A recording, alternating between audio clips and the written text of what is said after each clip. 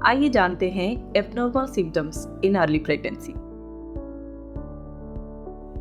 Number 1, heavy bleeding. जब हमारा भ्रूण इम्प्लांट होता है, जिसको हम लोग बोलते हैं इम्प्लांटेशन ब्लीडिंग, भ्रूण जब बच्चेदानी में जब इम्प्लांट होता है तो स्पॉटिंग की तरह थोड़ा सा हल्की ब्लीडिंग आपको दिखाई दे सकता है, बट वो नॉर्मल है। बट अगर आपको पीरियड जैसे हेवी ब्लीडिंग हो रही है तो फिर इसमें आपका मिसकैरेज होने का रिस्क बढ़ जाता है। Number 2, excessive nausea vomiting. अगर आपको 24 घंटे तक आप अपने मुंह में कुछ ना पानी डाल पा रहे हो, ना कुछ खाना खा पा रहे हो, जो कुछ भी आप ले रहे हो सब कुछ बाहर निकल जा रहा है, तो फिर उसको हम लोग बोलते हैं हाइपर एमेसिस ग्रेविडियम। आप कुछ ले नहीं पा रहे हो और बार बार वॉमिटिंग हो रही है। अगर ऐसे सिचुएशन होता है तो इसमें क्या होता है, ये बहुत ही सीरियस सिचुएशन है। इसमें आपका बॉडी का इलेक्ट्रोलाइट्स गड़बड़ हो सकता है, इसमें आपका डिहाइड्रेशन हो सकता है। तो ऐसे सिचुएशन हो तो तुरंत अपने गायनेकोलॉजिस्ट को कंसल्ट कीजिए। Number 3, excessive pen abdomen. Normal pregnancy में हल्की फुल्की पेन लोअर एब्डोमेन में रहना वो नॉर्मल है, बट अगर ये पेन सीवियर होता है या फिर सडन पेन हो रहा है तो ये बहुत सारे सिचुएशन है जहाँ पे आपको सीवियर सडन पेन आप एक्सपीरियंस कर सकते हैं। एक तो आपको कभी कभी एपेंडिसाइटिस है, अपेंडिक्स का इन्फेक्शन है, तो आपका सीवियर पेन हो सकता है, प्रेगनेंसी के टाइम हो सकता है। कभी कभी प्रेगनेंसी के साथ आपका गॉल ब्लैडर स्टोन है तो उसका पेन हो रहा है, सीवियर हो रहा है। कभी कभी क्या होता है, आपको यूरिनरी ट्रैक्ट इन्फेक्शन है, उसकी वजह से आपको सीवियर पेन हो सकता है। और कभी कभी आपका जो ओवरियन सिस्ट है, यानी कि जो अंडेदानी में जो सिस्ट बना हुआ है, वो कभी कभी रप्चर हो जाते हैं प्रेगनेंसी के टाइम। तो ऐसे सिचुएशन में भी आपको सडन सीवियर पेन हो सकता है। ऐसे सिचुएशन हो कभी भी sudden severe pain during pregnancy, तो आपको बिना टाइम वेस्ट किए आपको आपके डॉक्टर के पास जाना चाहिए। Number 4, excessive foul smelling vaginal discharge.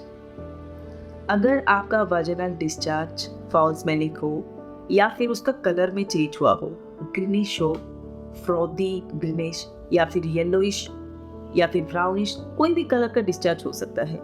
अगर ऐसे आपको कभी भी आपको लगे कि कुछ आपका वाजिनल डिस्चार्ज का कलर जो है, कलर में कुछ चेंज हो रहा है, तो आप सोचिए कि कुछ गड़बड़ है, डेफिनेटली कुछ इन्फेक्शन है।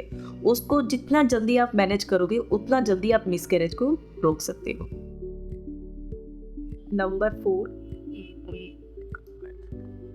पेनफुल यूरिनेशन और burning sensation while passing urine. अगर आपको यूरिन पास करते वक्त अगर आपको लगे कि आपको पेन हो रहा है या फिर आपको सीवियर बर्निंग सेंसेशन हो रहा है, तो फिर ये हो सकता है कि आपको यूटीआई हो, यूरिनरी ट्रैक्ट इन्फेक्शन हो, आपका यूरिन में इन्फेक्शन हो।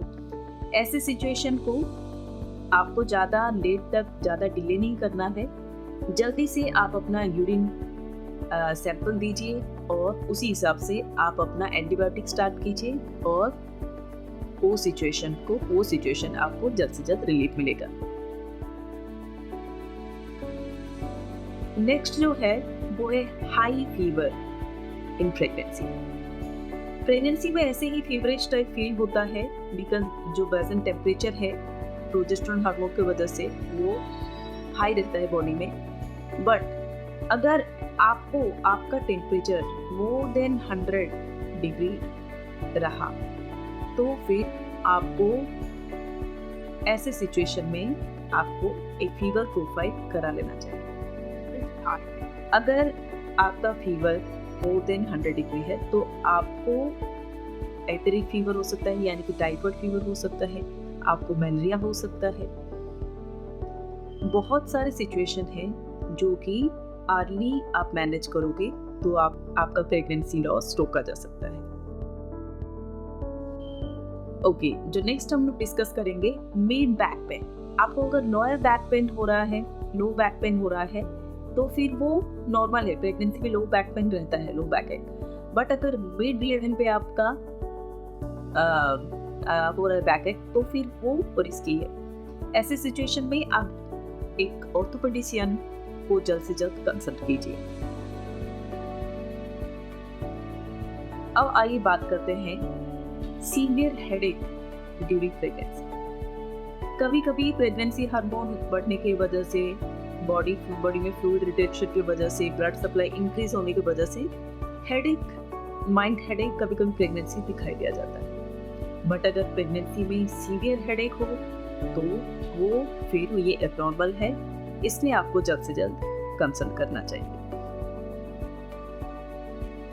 अगर आपको सीवियर लेग पेन हो रहा है तो वो प्रेगनेंसी में नॉर्मल नहीं है। माइल्ड क्रैम्प हो रहा है तो फिर वो ठीक है। अगर आपको कभी सीवियर लेग पेन हो रहा है, लेग क्रैम्प हो रहा है, तो फिर आपको एक आपका अल्ट्रासाउंड कराना पड़ेगा आपका लेग किट का, और उसमें हम लोग को पता चल जाएगा कोई ऑब्स्ट्रक्शन है, क्या इशू है। तो ये रहा सारे आपके एब्नॉर्मल सिम्टम्स इन प्रेगनेंसी।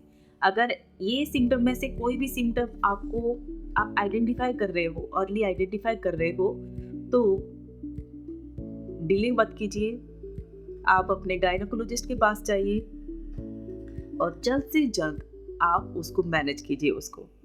ऐसे करने से क्या होगा, आपका जो डर है, प्रेगनेंसी लॉस जो होने का रिस्क है, वो हम काफी हद तक कम कर सकते हैं। ये रहा हमारा आज का एपिसोड, और मैं आशा करती हूँ कि ये वीडियो आपके लिए इंफॉर्मेटिव रहा हो